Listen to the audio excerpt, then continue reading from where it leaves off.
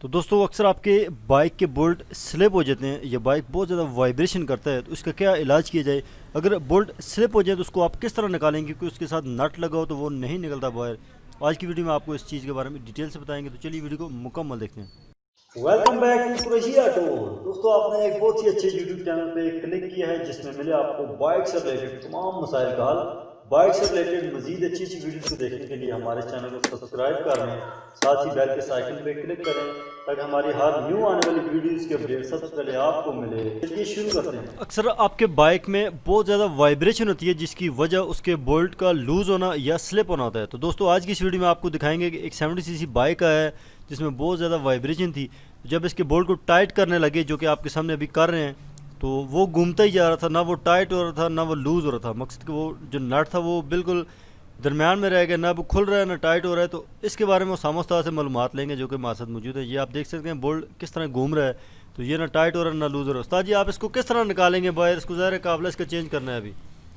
ये इसका इंजन का जो फाउंडेशन जिसे कहते हैं, ये आपके सामने है। इसको हम जितना मर्ज़ी टाइट करें, उसके बाद हमने जितना मर्ज़ी इसको लूज़ भी करके चेक किया, तो ये ना लूज़ होता है ना टाइट होता है, बस फ्री हो गया है। तो इसको आप कैसे निकालेंगे अभी।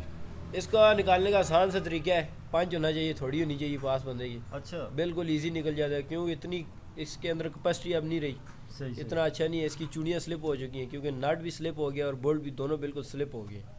ठीक हो गया। तो ये तो आपने बड़ी एक अच्छी चीज़ दिखाई है। आपके पास ये एक पंच है और एक हैमर की मदद से आप इसको खोल रहे हैं। चूँकि एक आम बंदा तो परेशान हो जाता है कि यार ये नट ना लूज़ हो रहा है ना टाइट हो रहा है, अभी इसको किस तरह खुलवाएंगे। कटवा भी नहीं सकते कि यार इंजन का फ्रेम है आगे या उसके सामने वायरिंग है और नीचे इंजन है, तो किसी भी जगह पे कट लग सकते हैं। तो ये आपने बहुत अच्छा तरीका वैसे बताया है, तो लोगों के लिए बड़ी आसानी है ये, क्योंकि बिल्कुल स्लिप ये इसका बोल्ट है इंजन का। तो इसके स्लिप होने की वजह क्या है और इसको आप किस तरह इसको अभी अगला हाल क्या करने वाले हैं इसका। इसका स्लिप तो लाजमी बात है, डीलर रह के जो है ना स्लिप भी हो जाता है। और बीच में लोग होते हैं जो मसलन इतनी इसकी कैपेसिटी नहीं, उससे ज़्यादा जोर लगा देते हैं तो स्लिप हो जाता है। फिर वो कस्टमर को बताते भी नहीं है, फिर उस तरह चाइना गाड़ी में वाइब्रेट भी इतना आ जाता है। तो ये अब ये है कि ये स्लिप हो गया, इसको रिपेयर करने का फ़ायदा नहीं है। ठीक ठीक ठीक है, तो इसमें वैसे चूड़ियाँ डलवाएं आप डल जाती हैं, लेकिन उसका फ़ायदा नहीं है। बेहतर यही हाल है आप इसको नया लगा लें, इतना महंगा है नहीं है। ठीक हो ठीक हो। तो अभी आपने इस तरह नया बोल्ट इसमें लगाया और इसको फुल टाइट कर दी जितना इसको टाइट होना था, तो ये भी इसका मसला हल हो गया।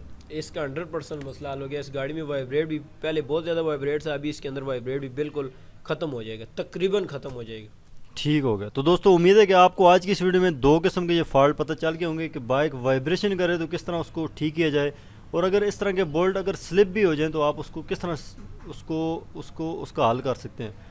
तो देखा है कि उस्ताद ने पंच के थ्रू इस बोल्ट को बाहर निकाला है। चूँकि ये थोड़ी टेंशन वाली बात होती है, अगर इसको ग्राइंडर की मदद से कटवाएंगे तो वो इंजन पे या फ्रेम पे किसी भी जगह पे कट लग जाएगा तो वो आपको नुकसान देगा। तो उम्मीद है कि आपको आज की हमारी ये वीडियो अच्छी लगी होगी। मिलते हैं फिर नेक्स्ट वीडियो में, तब तक के लिए अल्लाह हाफिज़।